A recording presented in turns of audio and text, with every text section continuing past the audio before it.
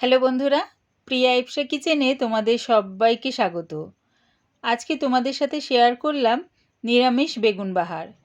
যে কোনো নিরামিষ দিনে এইরকম বেগুন দিয়ে বেগুন বাহার বানিয়ে দেখো, গরম ভাতের সাথে দারুণ খেতে লাগে। রেসিপিটা ভালো লাগলে প্লিজ আমার চ্যানেলটিকে লাইক ও সাবস্ক্রাইব করে দিও। তবে দেখে নাও আমি এটা কেমনভাবে তৈরি করি। বেগুন বাহার করার জন্যে আমি একটা বড় সাইজের বেগুন নিয়েছি, আর দেখো বেগুনের বোটা সমেত আমি বেগুনটাকে 4 টুকরো করে নিয়েছি। তোমরা চাইলে বোটা কেটেও ফেলে দিতে পারো, আবার যদি বড় সাইজের বেগুন হয় তাহলে 2 টুকরো করেও নিতে পারো। তবে এরকম বড় বড় রাখলে কী হবে, দেখতে বেশ ভালো লাগে যখন এটা পাতে দেবে। এবারে বেগুনের মধ্যে দিয়ে দিলাম হলুদ গুঁড়ো আর স্বাদ অনুযায়ী নুন, দিচ্ছি সামান্য একটু কাশ্মীরি লঙ্কার গুঁড়ো। এবারে সব কিছু বেগুনের সাথে ভালো করে মাখিয়ে নেব। নুন, হলুদ, কাশ্মীরি লঙ্কার গুঁড়ো দিয়ে বেগুনটা দেখো ভালো করে মাখানো হয়ে গেছে। গ্যাসটাকে মিডিয়ামে রেখে একটা তাওয়া বসিয়ে দিয়েছি। তার মধ্যে দিয়ে দিলাম 2 চামচের মতন সর্ষের তেল। তেলটা ভালো মতন গরম হয়ে গেলে এবারে দিয়ে দিচ্ছি এর মধ্যে বেগুনের টুকরোগুলো। তোমরা চাইলে বেগুনটা ডুবো তেলেও ভেজে নিতে পারো। আমি তাওয়ার মধ্যে অল্প একটু তেলে উল্টে পাল্টে লাল লাল করে ভেজে নিচ্ছি।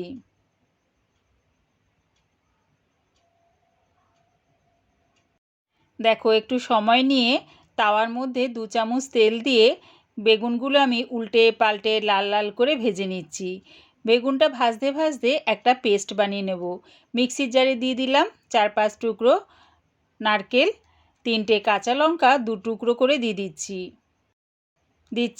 1 চামচ সাদা সর্ষে, 1 চামচ কালো সর্ষে, আর দিলাম 2 চামচ পোস্ত।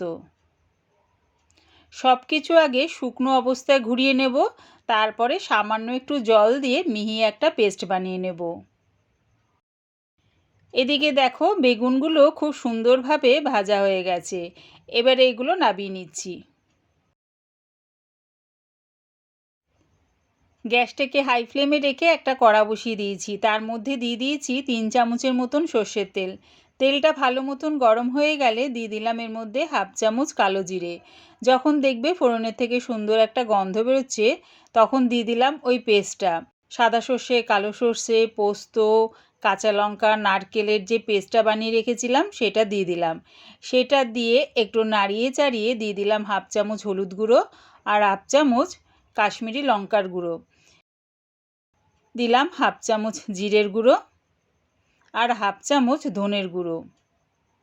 সামান্য একটু মশলা ধোয়া জলটা দিয়ে ভালো করে কষিয়ে নিলাম। দেখো প্রায় 5 মিনিট ধরে আমি মশলাটাকে কষিয়ে নিয়েছি, আর মশলা থেকে তেলটাও ছেড়ে দিয়েছে। এবারে দিয়ে দিলাম আমি 3 চামচের মতন ফ্যাটানো টক দই। টক দইটা দেওয়ার আগে কিন্তু আমি গ্যাসটাকে লোতে করে দিয়েছি। দিয়ে দিলাম এবারে স্বাদ অনুযায়ী নুন। সব কিছু এবারে গ্রেভির সাথে মিশিয়ে নিয়ে আরও 5 মিনিট ধরে কষিয়ে নেব।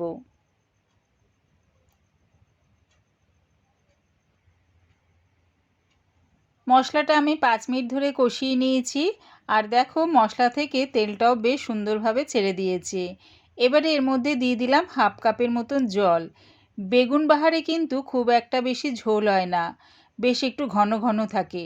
জলটা দিয়ে সব কিছুর সাথে ভালো করে মিশিয়ে নিলাম। গ্রেভিটা একটু ফুটে উঠলে দিয়ে দিলাম বেগুন ভাজাগুলো। তোমরা চাইলে বেগুন ভাজাগুলো প্লেটে রেখে তার উপরে এই গ্রেভিটা ঢেলে দিতে পারো। আমি এই রকমভাবে কড়ার মধ্যে দিয়ে গ্রেভির সাথে একটু মিশিয়ে নামিয়ে নেব।